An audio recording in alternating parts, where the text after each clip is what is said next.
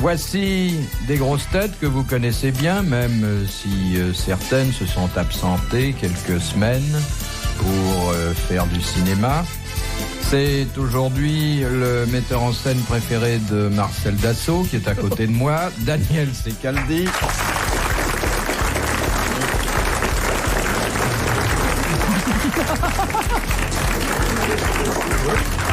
On m'a dit que depuis que vous connaissiez... Vous pourriez ajouter syndicaliste après Marcel Dassault, ça peut faire rire. Oui, non, ça prouve que vous êtes éclectique. C'est vrai que depuis que vous travaillez pour Marcel Dassault, au lieu d'avoir des pochettes en soie, vous avez des billets de 500 francs dans votre poche poitrine. Oui, il y en a pour vous si vous êtes très gentil avec moi. Ensuite, un petit gros qui n'a l'air de rien, mais qui est en train de révolutionner la publicité française en présentant tous les jours un produit différent. Un jour des imperméables, un autre jour des automobiles. C'est Gérard Jugnot. Non, c'est pour promotionner un film, alors... L'Apollon des myopes, Sim.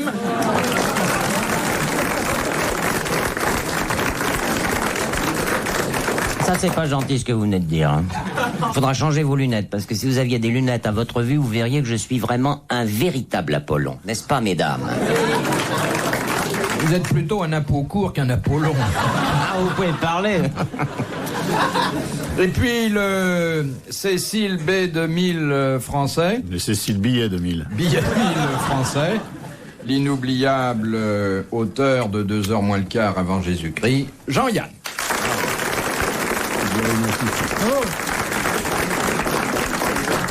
Et Philippe Bouvard dit le roi de la sucette. Parce qu'il faut dire ce qu'il fait quand même. Non, faudrait préciser quand même, parce qu'on sait ça peut prêter sûr, à confusion. Il est en train de sucer une sucette.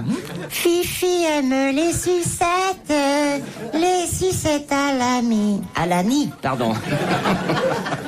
Bon, voici la première citation que nous devons à monsieur Nonchamp de Lyon, qui a dit « Une femme peut être sublime en refusant de donner la vérole à celui qu'elle aime. » Oh, c'était élégant, ça.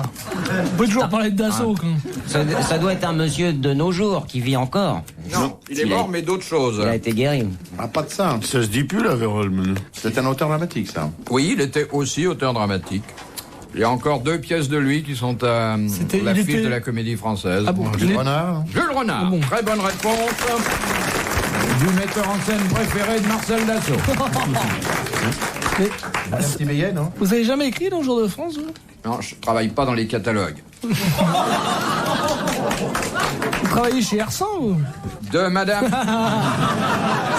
Et alors? Une vedette de la télé, non? Bien sûr, oui.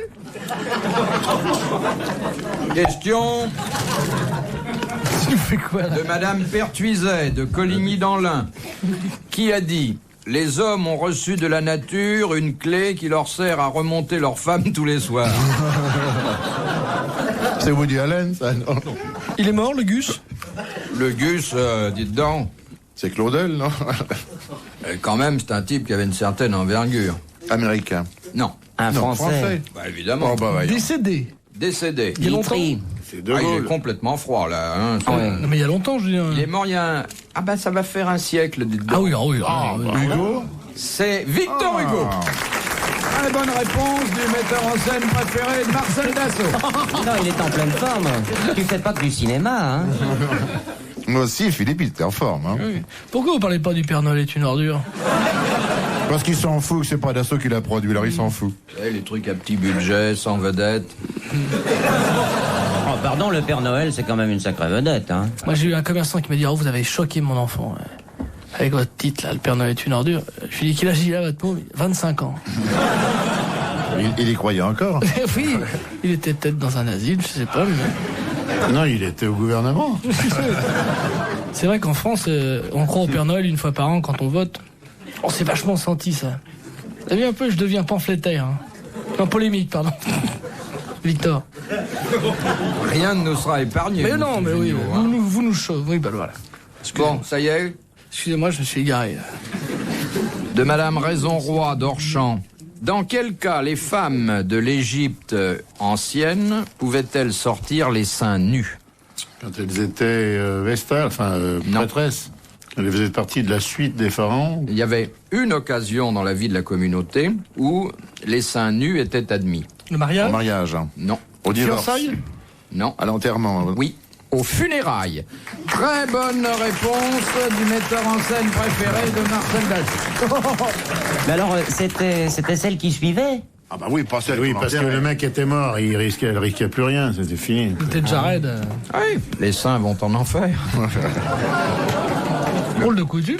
Bah, si on faisait ça ici, ça donnerait quand même un peu plus de place. piquant. Ah oui, oui, Marrant à Notre-Dame, par exemple, ça serait gay. Mais c'était toutes les femmes qui se mettaient les seins nus, non. Elles Non. avaient le droit de se mettre les Elles seins nus pouvaient. si elles voulaient.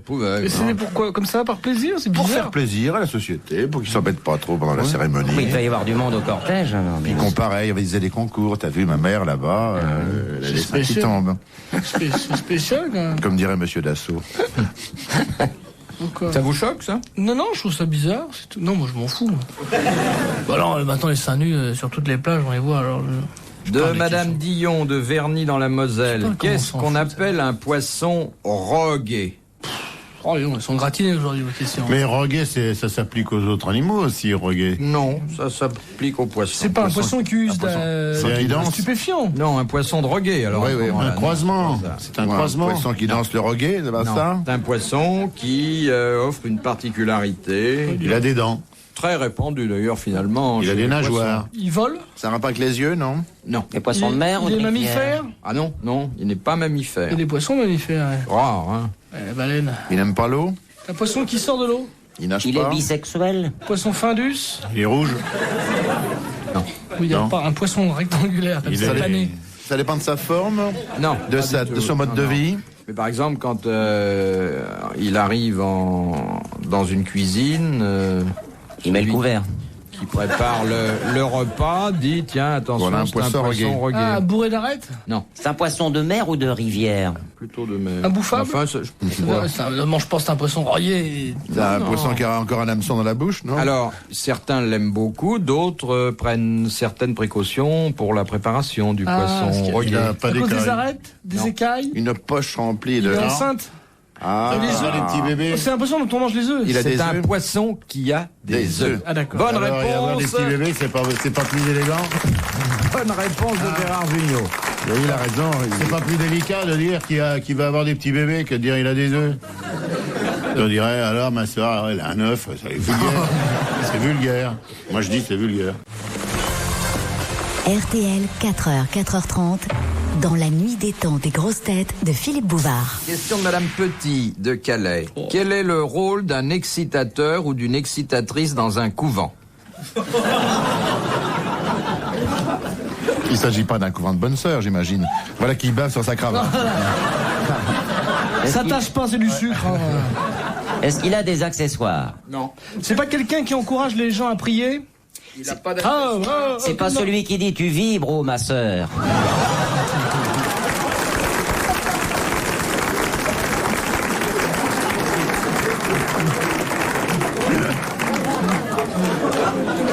Il s'agit d'un vrai couvent. Oui. Est-ce que ce serait un moine qui a un tambour et qui martèle?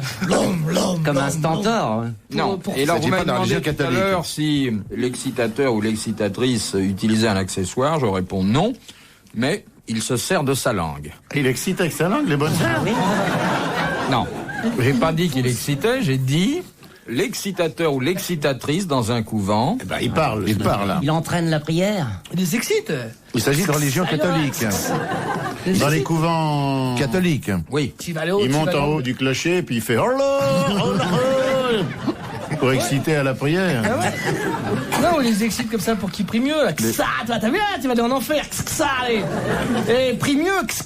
Un couvent, attention, un couvent de sœurs Alors, ou d'hommes ou de femmes? c'est une excitatrice chez les sœurs et un excitateur chez les frères, ce qui prouve que le monde Heureusement. religieux est mal foutu. C'est pas mixte. C'est un rapport avec le démon, ça. Ça a un Non. rapport avec la prière? Non.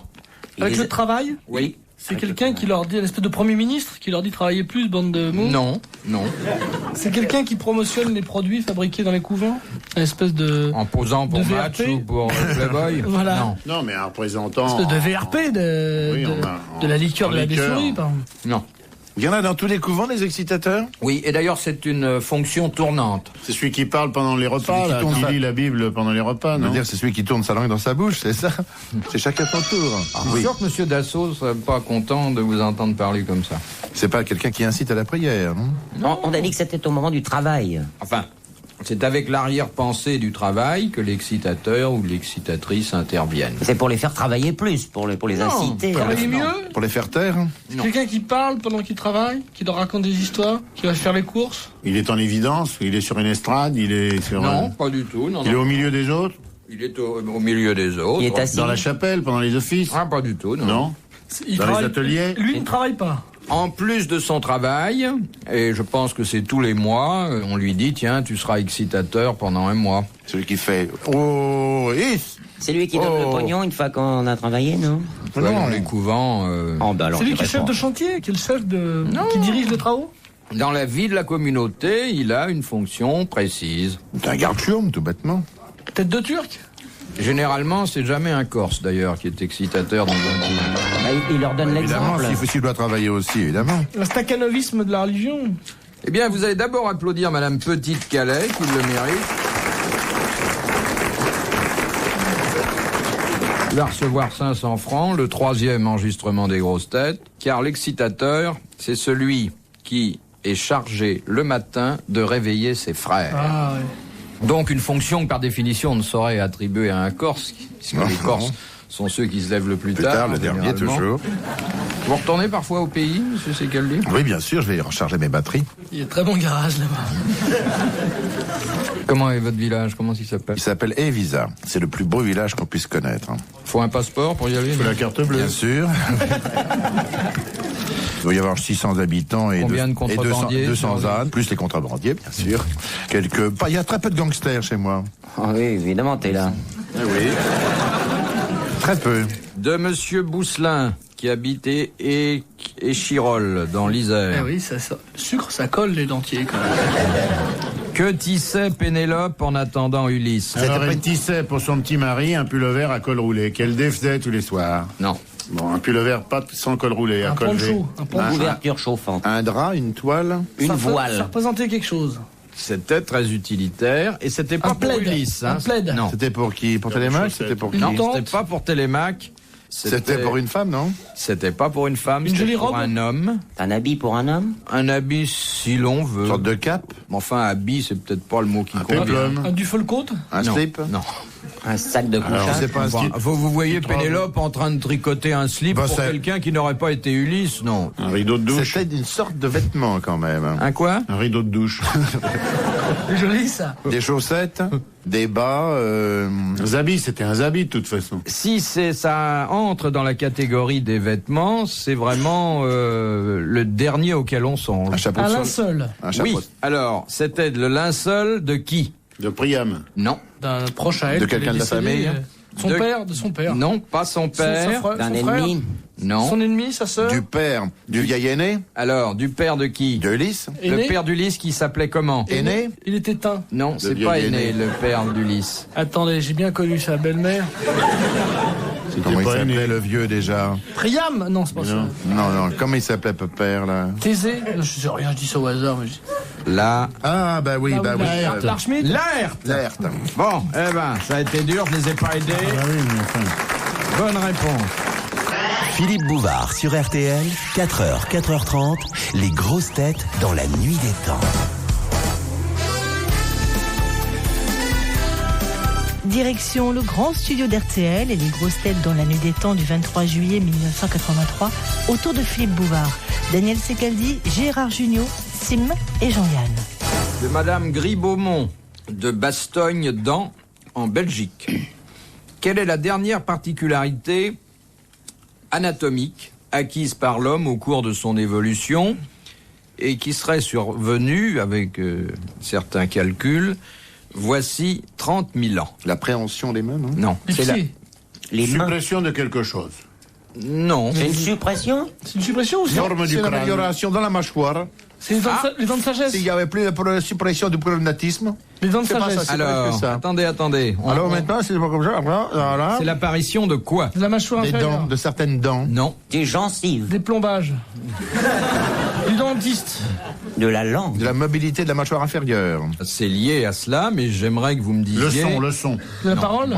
J'aimerais que vous me disiez, il y a 30 ans, Il y a 30 l'homme... ans Bah dis donc, c'est en 52. Il y a 30 000 ans, pardon. Il y a 30 000 ans, l'homme s'est réveillé un matin avec... Des canines. Non. Il s'est réveillé brusquement le matin, l'homme il dort. Avec une migraine. Avec une brosse à dents. Il est merde. Il y a l'homme de Néandertal, le machin, il est couché à côté de la femme de Cro-Magnon, ils roulent tous les deux, ils roupillent, d'un coup il se réveille. Ah, il mettait plus prognate. Non. Il est normal. Il se regarde. Suppression du menton en galoche. On est tout près. C'est pas, mais c'est une question. C'est pas le prognatisme. C'est l'apparition Du Des menton. mandibules. du menton. Ah, Mais oui, du le menton. menton est né il y a 30 000 ans. Moi, Pas moi. Pas moi non. Bonne réponse de Sim.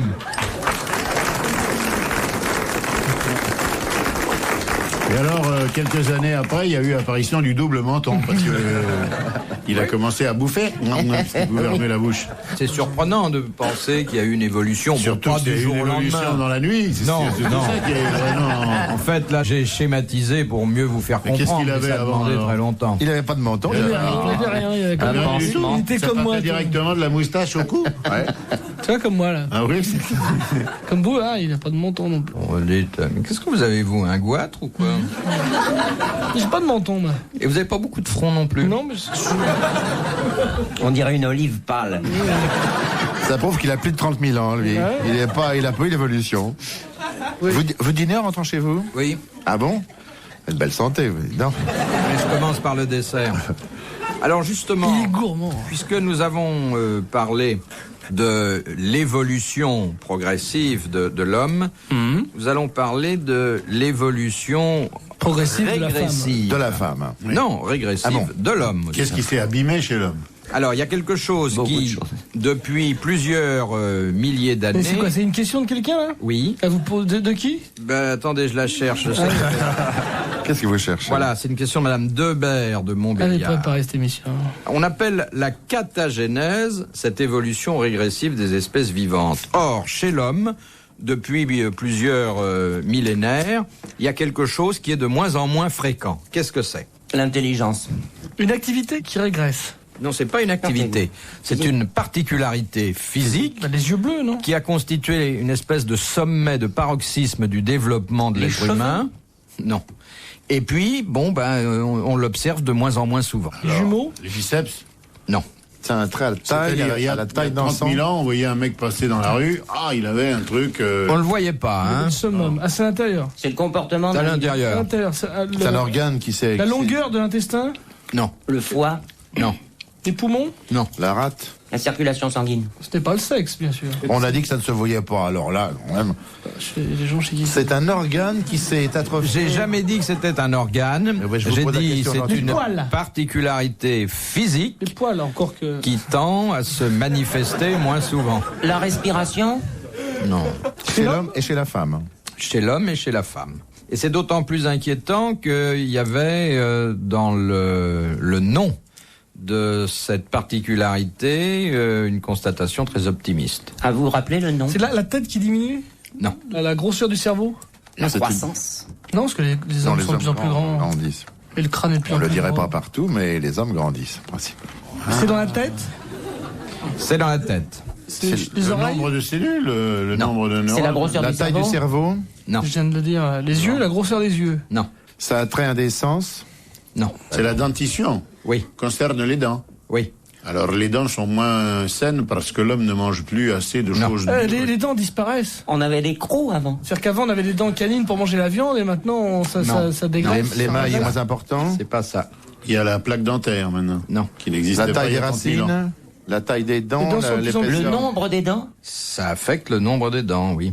On en a moins qu'avant. On a de moins en moins de dents de sagesse? on avait Oui. On a de moins en moins de dents de sagesse. C'est pas mal. Excellente réponse de Gérard Junior.